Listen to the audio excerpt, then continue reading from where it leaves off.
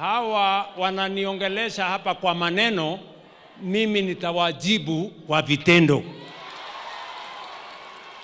Hivyo ndivyo itakavyokuwa. Sijui kama tunaelewana. Si hawa ndugu zangu wamepata nafasi, wameniongelelea hapa, sijui nini, one time, Kasongo, sijui nini. Mimi nitakuja hapa kuwajibu na vitendo.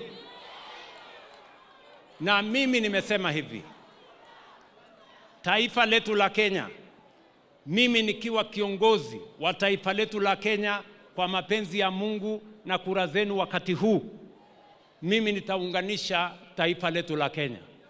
Ndio nilitengeneza serikali ya broad based ya kuleta Wakenya wote pamoja, na hatuwezi kukubali wale watu ambao wanatuhubiria ukabila na chuki na migawanyiko.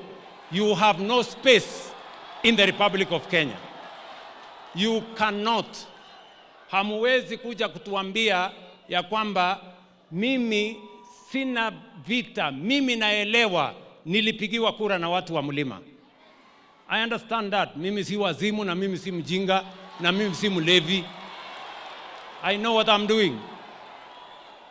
Na mimi urafiki, mimi nimetengeneza na watu wa Mlima hii, sio urafiki ya siku 2, 3 ama 4.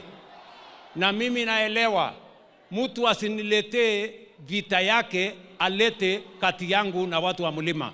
Mimi I know how to work with the people of Mlima.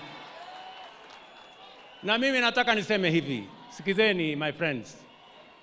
Na kila mtu ajiheshimu na ajielewe. Mimi siombewi ruhusa mahali popote Kenya.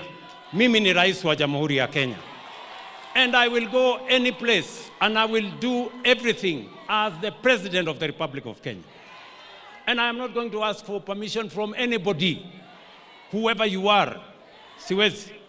Sijui kama tunaelewana my friends. Tuko pamoja. Na mimi nataka niwaeleze ndugu zangu watu wa Nyandarua. Mimi nitahakikisha ya kwamba haki ya watu wa Nyandarua haitabebwa na mtu yeyote. Nyandarua, maendeleo yake, nafasi yake itakuwa timamu na tutaungana tukienda mbele.